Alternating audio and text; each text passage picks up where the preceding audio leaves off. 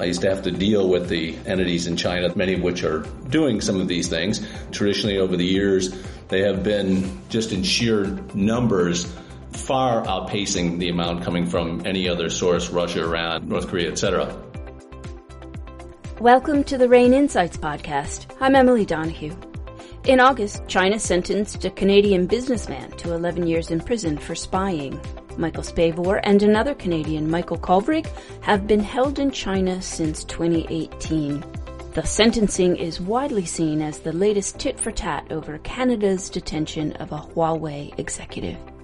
For businesses operating in China, it's also a stark reminder of the uncertain environment being fueled by rising tensions between China and the United States. In this podcast, RANE founder David Lawrence speaks to Randall Phillips, managing partner for Asia at the Mintz Group, a global due diligence and investigations firm. They discuss what you should know about doing business with or in China. Randy, it's a particular honor and privilege, as always, to be able to sit with you and discuss some of the most important issues of today involving U.S.-Chinese relations and what business leaders have to think about. And just by way of context, I've had the privilege and honor of knowing Randy for many years, working closely with him. He had an extraordinary career with the government as a station chief in China for the Central Intelligence Agency, and has been in the private sector advising a wide range of firms and institutions about China and U.S.-Chinese relations.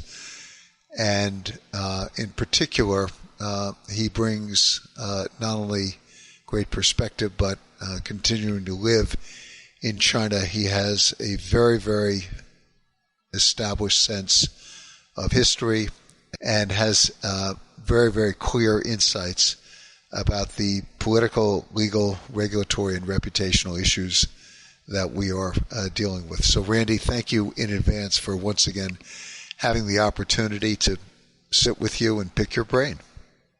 And it's particularly an interesting time in China, in Hong Kong. And maybe you can give us a quick overview over the last 3-4 months concerning China, some of the regulatory actions that have been taken, the U.S. response, and how businesses should start to think about the opportunities that either they're already engaged in or the opportunities that they're considering. What do companies have to think about? Thank you, David. It's a pleasure to join you on this, and certainly there is a lot to think about.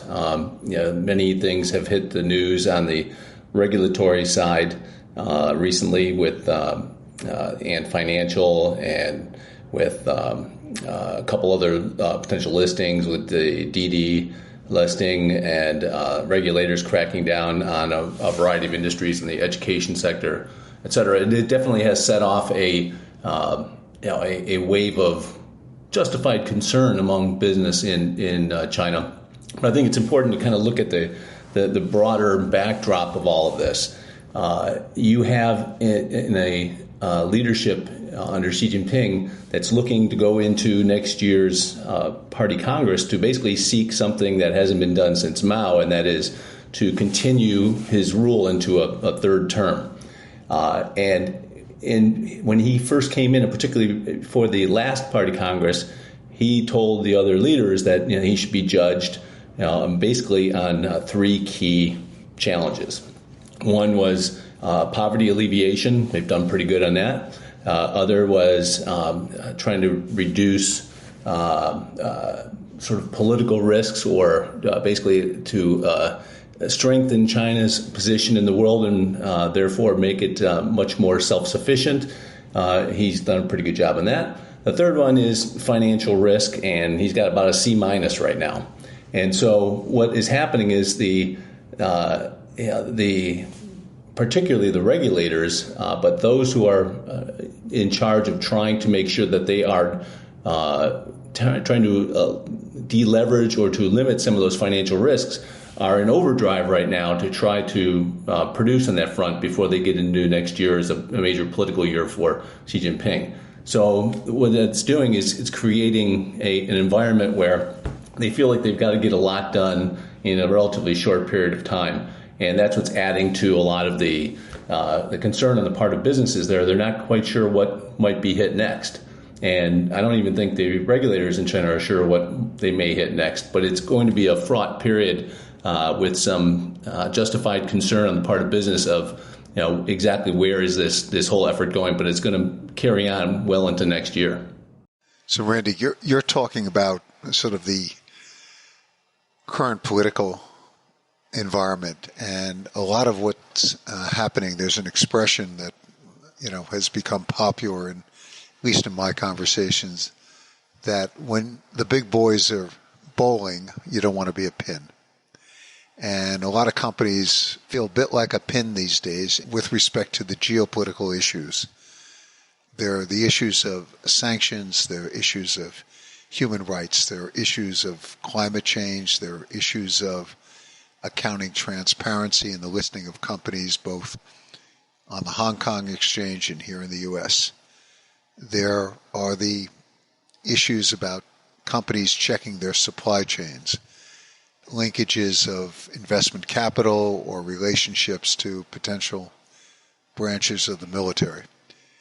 How does one actually navigate this environment? And certainly tensions are high. There's a certain degree of vitriol in many of the comments between both sides. There are also broader geopolitical concerns around security in the South China Seas and the topic of Taiwan and its independence and security. And just to throw one more issue, whether or not there is military escalation on both sides. What should businesses be thinking about? What should they be looking for? How do you begin to navigate this? Well, it's certainly a very important and lengthy list of issues there, which we could probably spend most of the rest of the day on. I would say from a broader perspective, not unlike anywhere else, but certainly in China, given the various geopolitical tensions, and particularly with the United States going on, if you're an American company going into China, you have to have as firm of a grasp as you can of what are China's priorities. What is it that government and that party, what are they trying to accomplish? Be mindful, obviously, of those geopolitical issues that are often out of your control, but will affect your business environment. Try to stick to your business and not hopefully become a pawn in that. But that first part of understanding what China wants is critical, and I would cut that down in size to it depends on what sector you're in. But if, let's say, you're in the tech sector, you've often been in a rough environment because China's been seeking a form of tech independence, shall we say, or self-sufficiency for a number of years now, and has been suspicious of foreign, particularly American tech, for quite some time now. And it's clear where China is going is that it wants to eliminate its dependence at the soonest possible date on particularly American technology. And so you recognize that, and then you have to realize that your time in that market probably has a half-life that's less than what you would like it to be, and you're going to have to develop your business elsewhere to help balance what you may start losing in China. If you're in, let's say, pharmaceuticals and medical device right now, that's another area that the Chinese government has made clear that they want to develop indigenous capabilities in a way to be able to challenge globally other leading firms, whether American or otherwise. And so they realize they've got market power to be able to demand certain pricing and turnover of intellectual property, and very willing to do it. So understanding that that's a goal of what China is trying to achieve is very important. And then you layer on the things that can happen, whether it's Taiwan, South China Sea, human rights issues on Xinjiang, that at any moment could be somebody in your in your company, or even a third-party vendor that either says something, does something, can be social media that can then come back to bite you. This is one thing where doing risk monitoring of the people in your universe, whether they are direct employees, vendors, third parties that are significantly tied to you, to keep track of what is happening in that universe, for basically to adjust your risk on a real-time basis. That's actually a booming area right now, to try to for companies to really manage that in a real-time basis rather than a one-time due diligence type situation. So it's basically like going back to an old saying from Sun Tzu. It's 知己知彼，百战不殆, which means know yourself and know your enemy or your opponent, and 100 battles you will not lose, kind of thing. And you've got to know what the environment is that you're going into and what the other guy is trying to accomplish, and adjust accordingly. Now, Randy, you talked about the importance of staying on top of the environment, and which is not just a one-time snapshot around due diligence. Can you explain the best ways to do that? And you also referenced sort of I'll call it, as you go in, understanding that there's a half-life to opportunities in China, or there may be a half-life. Maybe you could just elaborate on that a little bit. Sure, that sounds good. On the risk monitoring, there's a couple of ways you can do it. One thing that we're really trying to do now is to provide tech-aided solutions that are tailored to clients and their own business needs and their own sense of what is at risk for them. So it's kind of hard to have a one-size-fit-all solution. But essentially, what we would do is sit down with a company or a client, whatever business they might be in, to really understand what is their universe of vendors, third parties, employees that would be potentially conducting risky activities for them, or what keeps them up at night, and to basically use the tools that we've done as a business, and a number of other businesses obviously have done this as well, to aggregate data, to constantly sift it, to see if something hits on any of those entities or persons on a real-time basis at a portal that is sitting within the four walls of the client company, where on a real-time basis they can monitor and see, has somebody just put something out on social media that criticizes Xi Jinping, or somebody it could obviously be attuned to the issues of fraud, etc., and give them more of a ongoing look at the data at a very attuned pace that is of concern to the client, rather than a one-time, hey, could you check out so-and-so or these 10 people, and you give them a report, and that's great up until that moment, but it's not ongoing. So we've invested a lot in that, and that's I think it's something that's really growing in attractiveness in the market, and particularly in an environment like China that has all the other risks that you had mentioned earlier. So I'd say that is very important.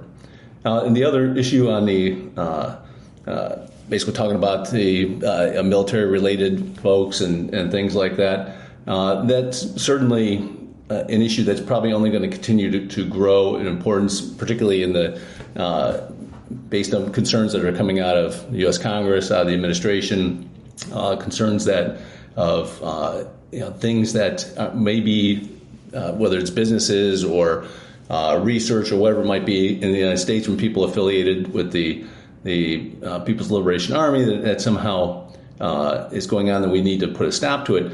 The problem that you have is, ever since 2017, when Xi Jinping put forward his a law, frankly, on this, basically known as civil-military fusion, that it's now required of any civilian entity in China to share anything that the military needs in terms of information, IP, whatever it might be.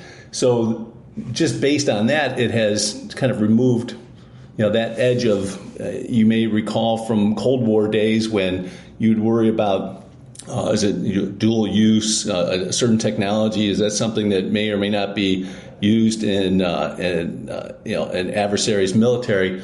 This is by law now in China. Anything that would have potential use from whether it's a cyber capability, advanced computing, materials, whatever it is, that has to be shared with the military if they want it. So you almost have to assume that it's going to get into the hands, whatever the technology or item is, of the Chinese military if they in fact want it.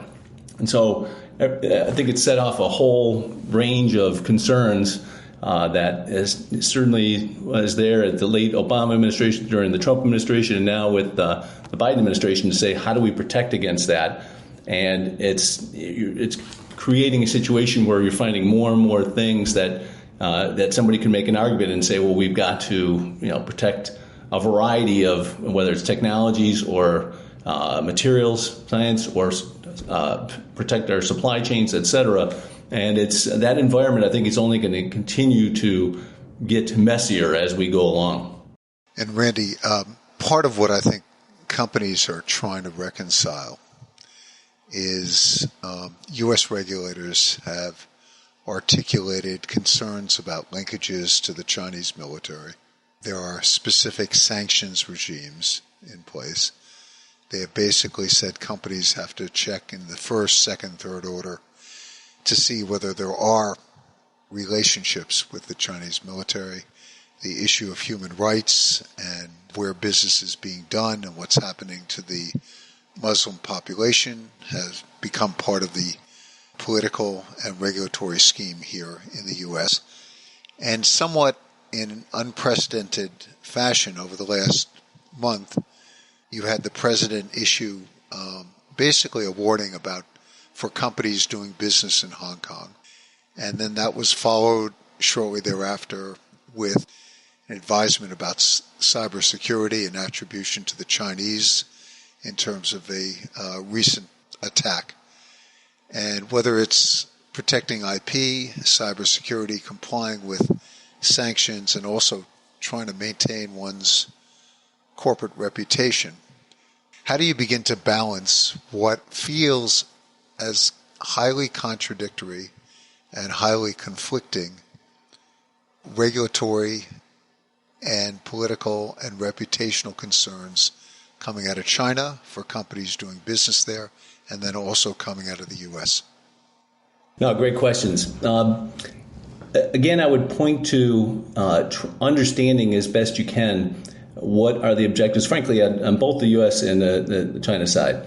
On the China side, again, there was an excellent Bloomberg opinion piece at the end of last week. And I forget who the author was, but I think summarized this very well.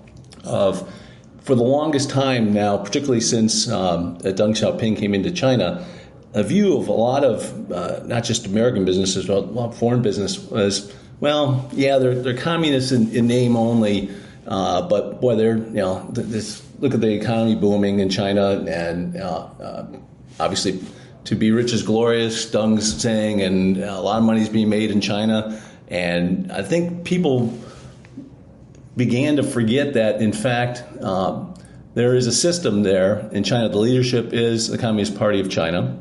And you have in Xi Jinping a true believer who grew up in that system. He believes it. And a leadership there that is still looking to basically use this growth stage as just a stage to where they hope to obviously continue to maintain control, but take China in a different direction. They're not this. If they just grow rich, they'll turn we'll turn into a Wilsonian democracy and capitalists at heart. It's just different, and definitely under Xi Jinping in these last 5 years, he's very clearly and openly said that they're really trying to promote the China system, the way in which they operate government and the way the party rules, as a better alternative to Western democracy. And that's something that is openly talked about, and he truly does believe that. So you have to kind of understand this is what's driving the the various financial as well as political policies coming out of China. They clearly have decided on Hong Kong that it was time to shut down the protests there and take a firmer hand, and felt that they were willing to take whatever pushback came from the West on Hong Kong. And there hasn't been all that much pushback, but they've taken it. Same thing goes, they're not going to brook any opposition about the way they're handling Xinjiang and the Uyghur population there. They see that as an internal affair and are feel strong enough to say, well, we're going to take whatever pushback we get. I think they're very much feeling like their moment has arrived, that China's rising, the United States is declining. Their only argument is over how quickly those two things are happening. Again, Xi Jinping has very clearly said there are changes happening in the world geopolitically that haven't happened in 100 years, and this is a great opportunity for China. And so they're continuing to push on those things. On the U.S. side, there's obviously concern about what China is going to do with its increased power and the challenge that it represents.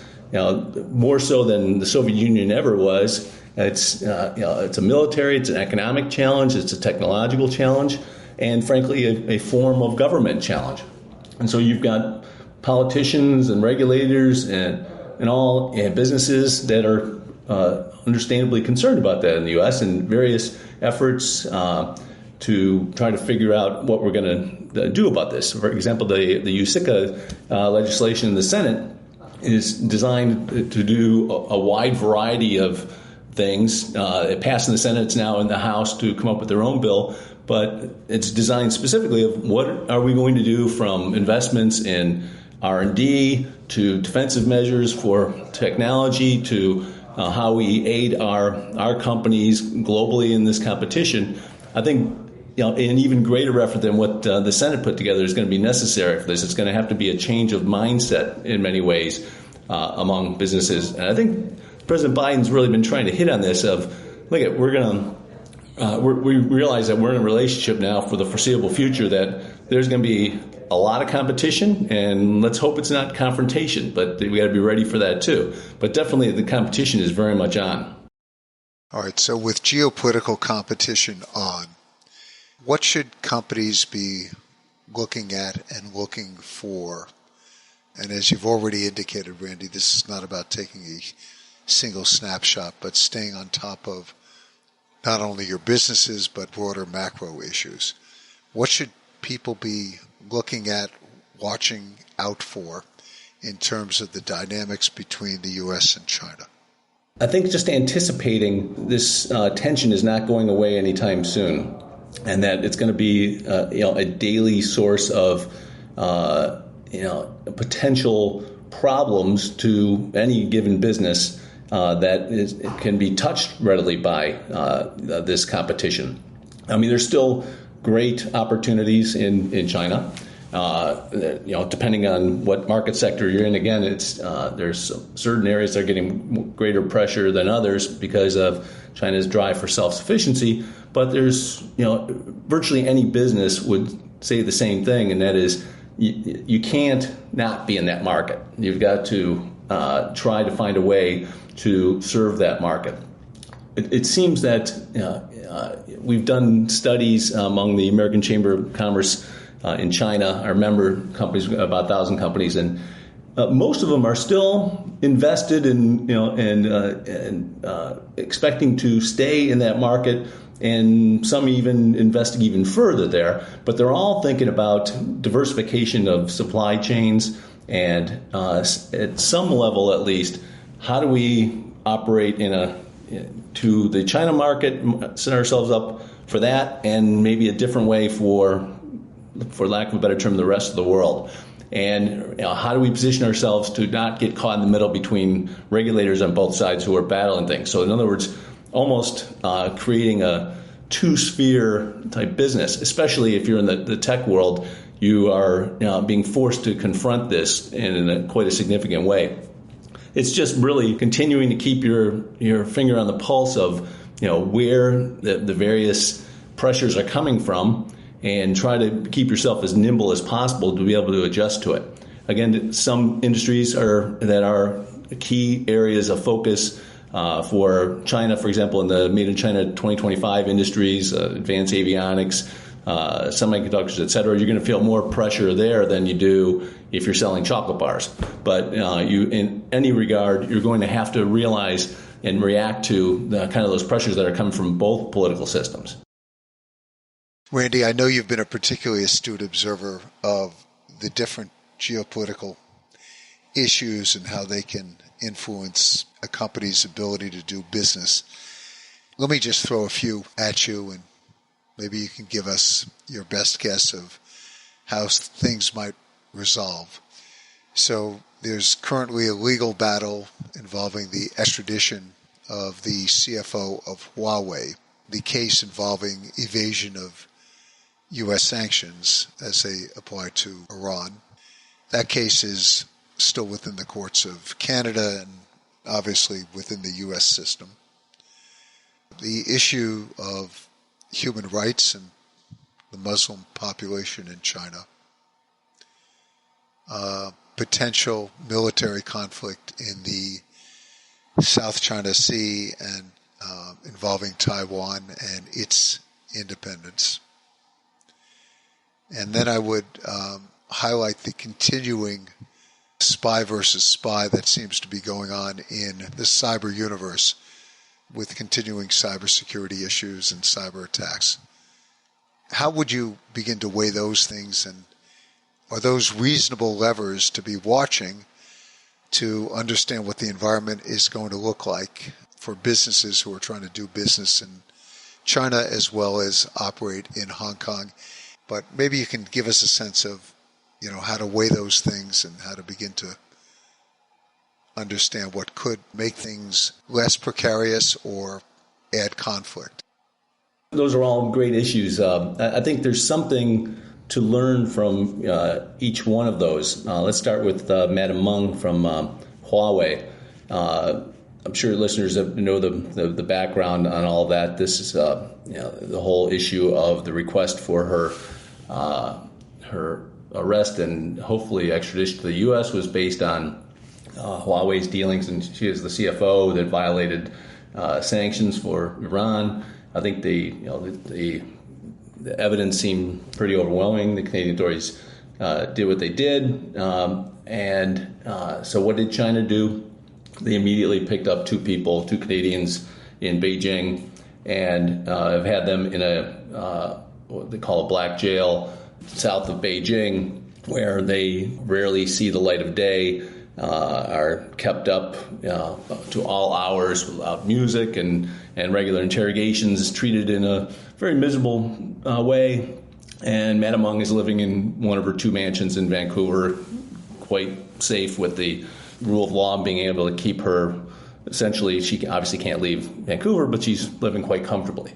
You compare and contrast what that means for a rule of law nation like Canada versus the way China decided to handle it, and they also obviously have made it clear that they're not going to accept any criticism of their system or the way in which they've picked up the Canadians, and are prepared to use their political and economic power to push back on anybody who does. So that's going to continue until this case gets resolved, and however it gets resolved. Canada has been I think it's been a very principled position that they've had on this. They've taken a lot of heat. There were basically, I think it was sorghum and a few other Canadian canola, a few other products from Canada that have been really hit hard in the market from China shutting down in retaliation. And they've had a very rough relationship, but they've held tough, the same way Australia has held tough over the economic coercion that they've had to suffer by insisting on an independent investigation of the coronavirus. The cyber issue that you raised, this is something that's obviously been of great concern to U.S. authorities for a long time.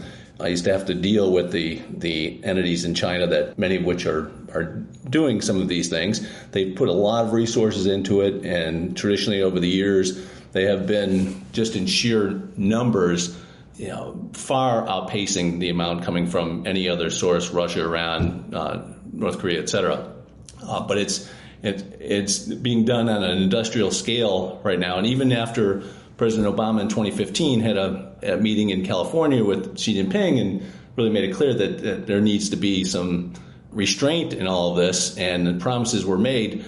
That has been completely backtracked, and so now you're seeing levels of attack, particularly on personal information, a variety of U.S. government websites, business websites. That is, there's clearly China's doubling down on this, and it has implications for any business listening. Will know from confidential information on business dealings, IP, personal information on individuals that might be used against them.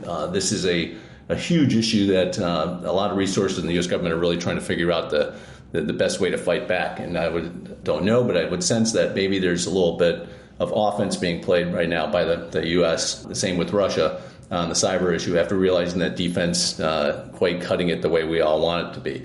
But that's going to be an ongoing issue there. On Hong Kong, you've got, I think, a recognition that the environment there, it's not going to become Beijing overnight, but the environment has certainly changed. So you've got a lot more of self-censorship happening right now among businesses and others in Hong Kong, and a bit of hedging of bets.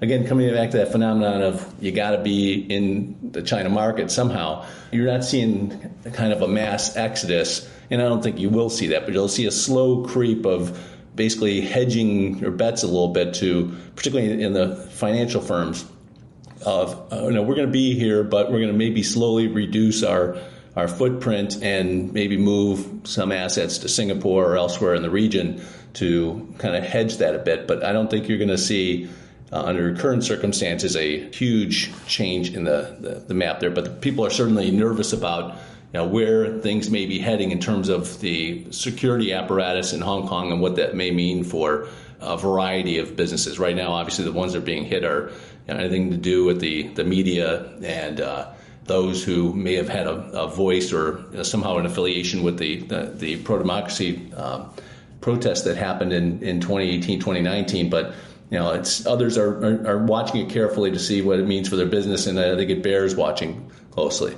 And the final thing I mentioned, you brought up Xinjiang. This has been something that we've heard from a lot of businesses who suddenly, not only for their own concerns and brand awareness issues of having a connection to Xinjiang, but also because of U.S. regulatory action and things coming out of the Congress to say, hey, you need to know your suppliers. If you have suppliers that are providing you with material, cotton or other material out of Xinjiang, you may be at risk. And so we had a rush of companies coming in who had to suddenly take a look at their supply chains in a way that, to a granularity that perhaps they hadn't done in the past, to try to get a sense of what is their exposure to a supply chain that's got a nexus of some sort, however small, in Xinjiang. And also things in advance of sponsorships now coming up for the Beijing Olympics that's 6 months out. What does this mean for our company? Is this going to be something that is going to come back to bite us, or something that we can ride out? There's a lot of concern in those areas. So I suspect that latter pressure is only going to continue to build over the next 6 months, particularly the Olympics. But that's going to be something that all of these issues that we just discussed are going to be at play, and you're going to probably see a greater drumbeat of from governments to NGOs to corporate boardrooms really having to weigh these issues and what their exposure is in China. And Randy, as we go through these issues, and you've spoken about there will be volatility here, is there a prospect, is there a trend line for any of this getting better before it gets worse? Or in your view, should we expect heightened tensions for a while? Well, unfortunately, I would expect heightened tensions for the foreseeable future. I think both sides would rather have their own preferred form of guardrails on. That was when the Deputy Secretary of State just went to China a week and a half ago. That was the stated reason to have a meeting and try to discuss these guardrails. and the meeting didn't go over so well. China's got its own political pressures, and right now sounding tough and talking tough to the United States is very much at the forefront in a way that it traditionally hasn't been.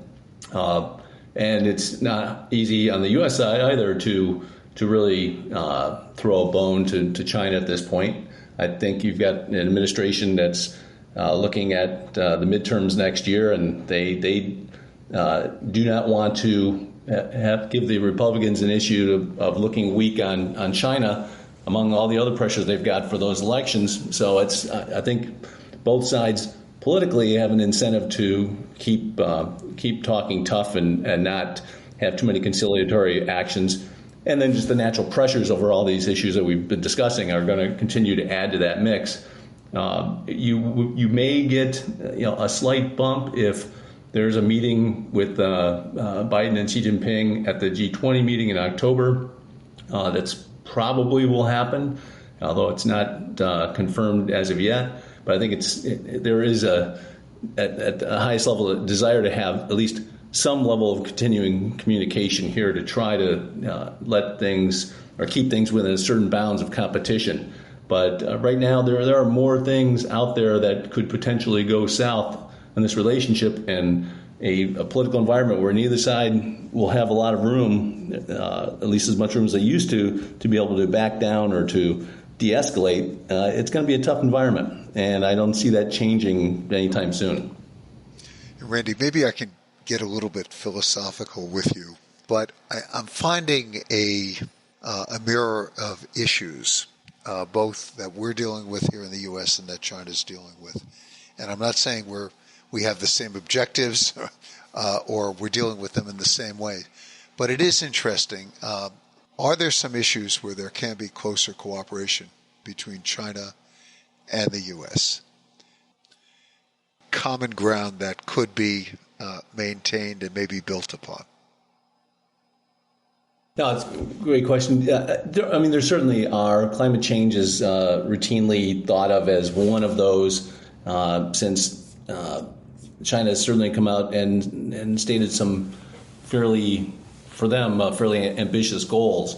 And they obviously see the issue as being one that is going to demand global action. They are a key contributor of emissions, and they're going to have to react. And so I've made some promises on that, and that certainly is an area where, particularly this administration, is engaged in a dialogue with China and sees that as one area that not only it should, but it has to figure out a way to work with China. And I think China, maybe not quite as much as this administration thinks in that direction, but that is one area that I think is pretty ripe for some cooperation.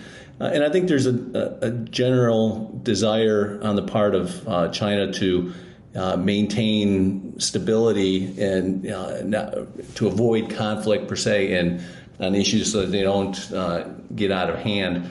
That would be maybe a little less so today than we've had in times past, but generally speaking, I think China would be receptive to that, and it's obviously sees itself as a peer of the United States, and everybody else is kind of a lesser power, so it always would welcome that opportunity to have that kind of dialogue with the U.S. as long as it's not seen as somehow being subservient in any kind of way in this political environment. So I think those areas really are probably the best bet for action.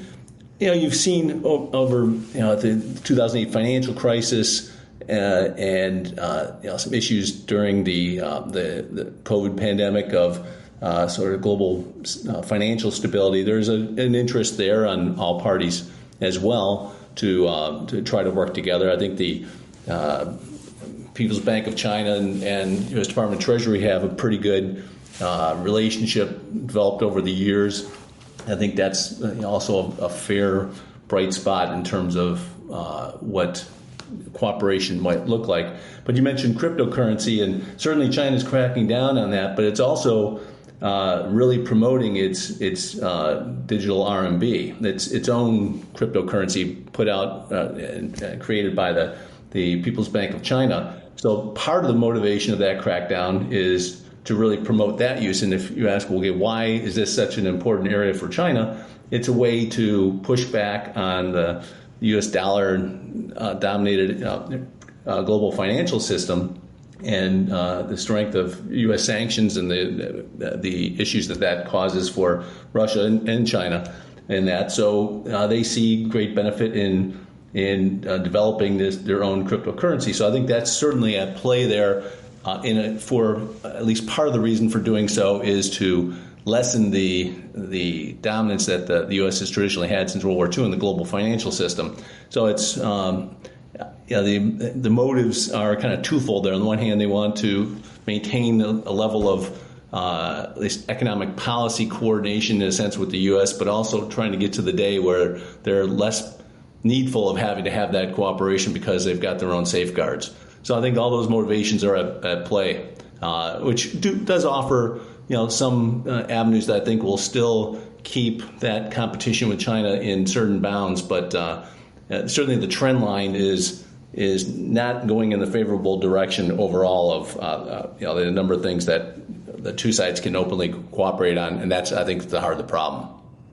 Within your remarks, you seem to be suggesting, and I don't want to oversimplify this, but there are a lot of psychological elements that must be understood in terms of national pride, one country not wanting to be dictated to or appear to be subservient to, the desire to control one's own destiny, and a recognition that within the world economy there is rising competition, whether it's for the primacy of the world currency or primacy around tech, primacy around emerging tech such as AI, and notions of complete independence. Am I hitting upon some of the themes that I'm hearing you identify that must be understood as part of the ongoing relationship between the West and China? Absolutely. This is another area where understanding what the priorities are for the Chinese Communist Party in general and Xi Jinping in particular, and frankly just taking him at its word is very important. That is certainly something that the party has done ever since its founding 100 years ago, and certainly through the Chinese Civil War and since. They have built the party up as if there was no Communist Party, there would be no new China, and that whole century of humiliation that they call it, basically the 19th century into the early 20th century, that was humiliating for China. That they played up. They are the savior of China and bringing it back to its glory. Xi Jinping's major initiative for a number of years now has been the great rejuvenation of the Chinese nation. It's a very important priority for Xi Jinping, and it's very popular among the Chinese people. And it's they're rightfully proud of the growth and the position that China is in the world, the strength of its economy, the influence in the world, the pride in the technologies and the capabilities of China as a nation. That's something very much that Xi Jinping, the party, plays up to and is genuinely popular among the Chinese people. And you could understand that if you were in their shoes, that's a pretty good position to be in. The question that I know a number of people on the ground there have as Americans or otherwise, as foreigners, well, where is all this leading? Is it? We've seen this in history sometimes where that can get out of hand, sort of sense of nationalism, if that's not kept within a certain bounds. And I don't think they're there yet, but it's definitely moving in that direction where you see that rise of nationalism that's going on. A lot of it justified, but if it's taken in the wrong direction, you could see it sort of locks you into a situation where you could end up in some form of conflict. And it has gone too far. And the recent meetings that have taken place between the U.S. and China, you've seen that play out. The meeting in Anchorage in last March and this most recent Deputy Secretary of State meeting in Tianjin was marked by Chinese officials having to put out very stern statements of saying we're not going to be lectured to by the U.S. and you are no longer qualified to tell us what to do and things like that. And they're selling the proverbial hats and T-shirts now with these quotes of telling the U.S. basically to stick it. That trend is really coming on there, and people are concerned about where that might lead. And like I said before, on both sides, you have a political environment that's going to be harder to back off of those views because neither side's going to want to appear weak. So your space to resolve things is less now than it would be in what we would call, I guess, normal times. But it doesn't look like that's going to turn around anytime soon. So we're kind of in a situation where we're kind of fraught for how to deal with these coming years. As always, great insights. And we didn't talk about the Chinese sanctions quid pro quo. When the U.S. issues sanctions, they have their own, which they issue. So much of what you need to understand about doing business in China is actually out there in the open. And you've spoken about, obviously, companies monitoring their industries and their names and what their employees or supply chains may be up to. But there's something else, which is the party often issues reports. They have priorities, they have agendas, they have plans for, 5, 10, 25 years out, and rather open in they're being very clear what they're trying to accomplish. And is that still the case? And then secondly, what are those official pronouncements telling you right now? That is a very important point. What I try to tell anybody who will listen is there's no hieroglyphics really in understanding where China's going in a number of these areas, virtually all of these areas. Xi Jinping is saying it out loud. Just listen to what he is saying. These are very public pronouncements. There's a book that's just put out by, I'm forgetting the gentleman's name now. He's over at the NSC now. A scholar who was brought into the NSC of the current administration. He just wrote a book on China's great sort of master plan to dominate the world in a sense. Going forward. And he actually brings up a number of good sources, but frankly, a lot of this is through Xi Jinping's own statements and policies from the Made in China 2025 plan they put out in 2015 made very clear that 174 pages of industrial policy of here's the industries we need to be a leader of, here's what the percentages are going to look like, at least initially, of what we're going to do with foreign content and what's got to be domestic and where we're going to go with these industries. People didn't want to believe that was real until it became real. His talk about civil-military fusion, what they're trying to do in terms of control of data, what the party's goals are in terms of its achievements for making China an advanced economy that is basically world competitive is coming down the pike in a time frame that's even more condensed than they previously publicly put out. It's the great rejuvenation of the Chinese nation, what that means for China's willingness to stand up and say things on the world stage. Very open comments on this. I'm not trying to make it into some type of master plan that's out there, but it's being surprisingly public in terms of what the ambitions are of what China's trying to produce there. And a lot of it is not necessarily something that if you were in their shoes you would probably do yourself. Very understandable goals, but they basically have meant what he's had to say for a long time. So I think people should just pay attention to what is actually being said. There's not a real mystery here. So, Randy, on that concluding note, I want to thank you for spending time with us. A conversation, no doubt, to be continued.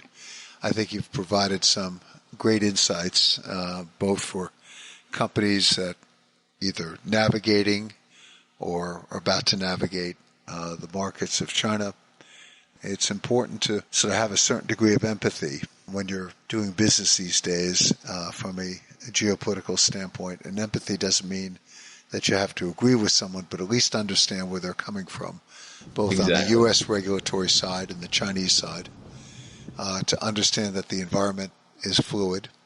One should expect that a certain amount of volatility, obviously a certain amount of adverse political, media, and regulatory coverage, and your prediction that things will likely get worse before they get better. And certainly I think we all hope that none of this escalates into a military situation. So thank you again for sharing the insights, and we look forward to remaining in touch. Sounds great, David. It was a pleasure. Thank you.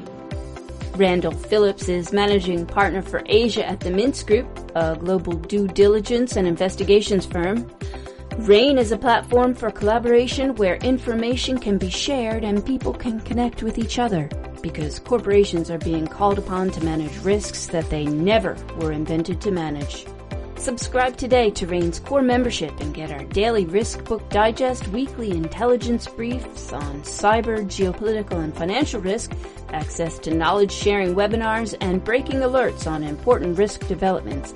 Find out how RANE can power your business to success at ranenetwork.com. That's RANE network.com.